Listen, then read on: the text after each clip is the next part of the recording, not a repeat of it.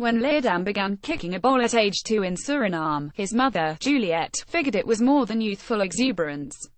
Between her soccer genes and those of Leerdam's father, Marlon Grando, a household soccer name in Suriname, there was a good chance her son would excel. Wasn't his famous, soccer-playing father that gave dynamic Sounders right back Kelvin Leerdam his first taste of the sport. That fell to his mother, Juliet, a primary school teacher who raised young Kelvin mostly on her own in the native Suriname until he was 2, then left him with his grandparents while she sought a better life overseas. Her family in that little-known, former Dutch colony on South America's northeast coast was full of good soccer players and she had been one of them. So, when Leerdam began kicking a ball around as a toddler, she figured more than youthful exuberance was at work and would try to encourage him during her yearly visits back to see him. Between her soccer genes and those of Leerdam's father, Marlon Grando, a household soccer name from Suriname's national team glory days, there was a better-than-average chance her son would excel at the sport. LA Galaxy at Sounders FC, 6 p.m, FS1. When I was 4, she started playing with me at her parents' house, Leerdam said. When she noticed the way I was handling the ball, she'd keep testing me out further and see how it would go. And the tests kept coming for both Leerdam and his unmarried parents via on-again, off-again living arrangements for all three of them in years of separation by cities and continents. It would be soccer that kept bringing them back together time and again, forging a lasting bond even after his mother and father finally separated for good. Leerdam's father had left for Rotterdam in the Netherlands when he was 1, to be joined by his mother a year later. She fully intended to bring Kelvin overseas eventually, but it would be 7 more years before that happened. I had no brothers or sisters, so I was on my own in Suriname, Leerdam said. I had my grandparents, my aunts and uncles, but you learn to be by yourself and how to handle being on your own. His mother spent years cleaning houses in Rotterdam while studying for her teaching license in that country. It wasn't easy, Juliet, Leerdam said, by phone from the Netherlands. I had to start over again from the bottom. It was very hard leaving Kelvin in Suriname, but I had to do what I could for our future.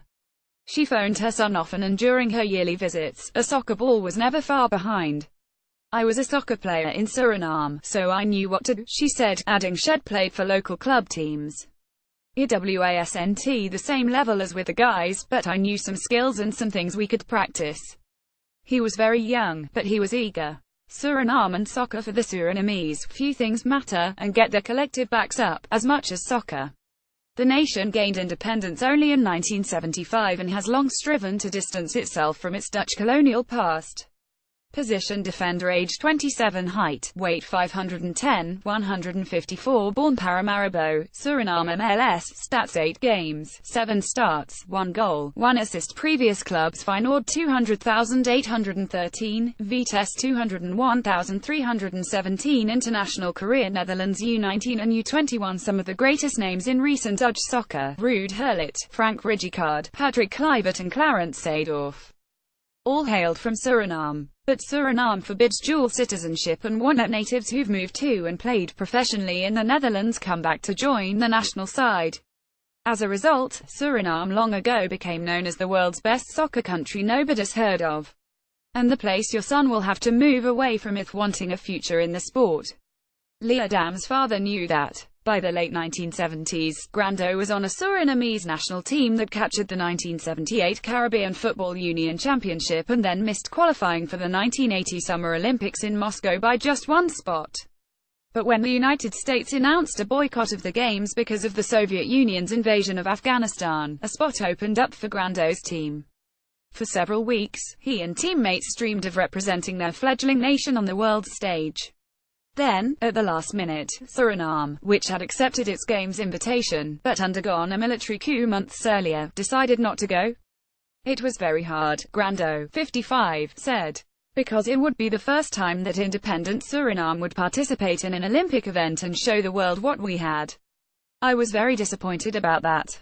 Suriname is such a small country in soccer. The moment you have a chance to be there, you've got to be there. Suriname, population 585,000, has not come close to qualifying for Olympic or World Cup soccer since, despite continuing to produce elite-level players. Grando eventually competed in some CONCACAF games in Mexico and the US, but he could never make a living off being a soccer player. Life in Suriname had also begun deteriorating in the early 1980s after the coup. Civilian killings and murders of political dissidents followed, including the slaying of former soccer star and FIFA vice president André Campavine. Leerdam was born in 1990 under military rule. After his father left for Rotterdam in 1991, he wouldn't see his son again until he was 9.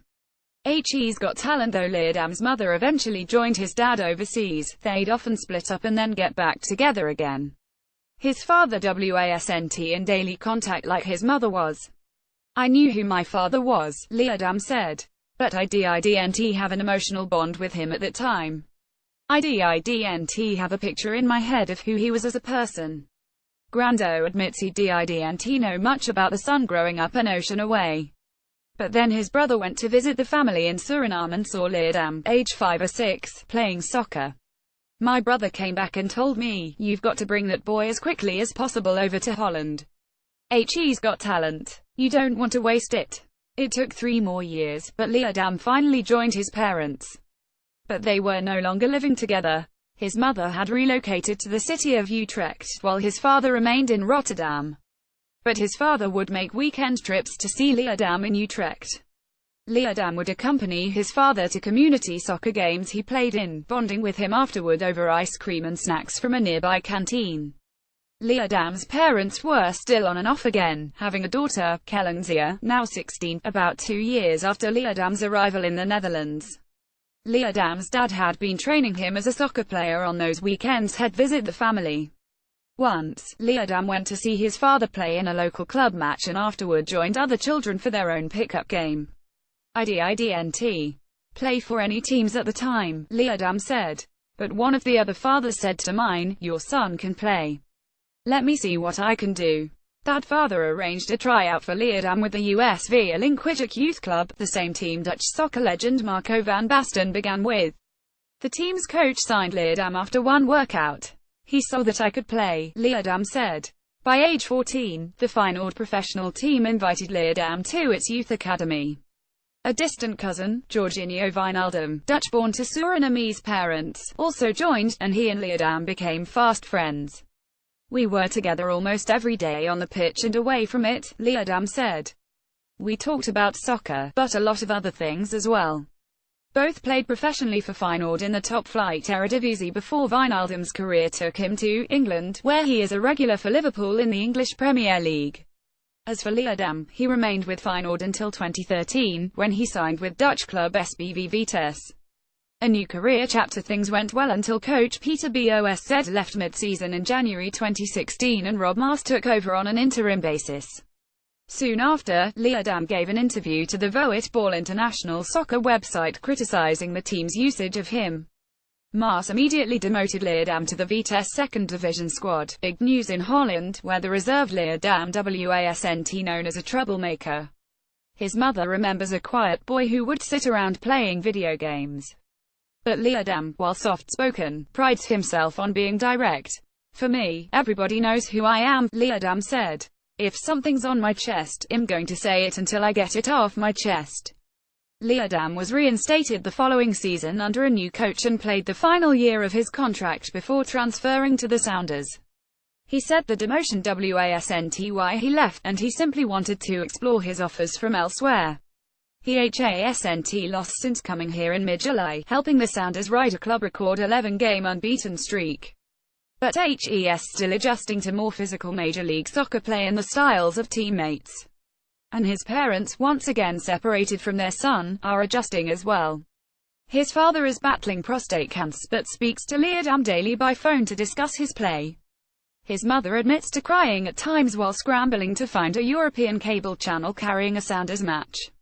She knows they've all come a long way since their first separation a quarter-century ago. Also, that the years initially lost with her son can't be retrieved. "I hope that, in a few years, he'll look back on it all and say that it was all worth it," she said. "Right now I'm not quite there yet. But for Leerdam, the reward comes whenever he steps on the pitch. He has that bond he'd once longed for with his dad and the soccer life his mother foresaw when he began kicking a ball around at her feet." She did what she had to do, Leerdam said. And so did he, even if somebody else made that call for him. Leerdam remains proud of his Surinamese roots, having lived his first 9 years there. But like any soccer player wanting a future, he's ultimately glad he left.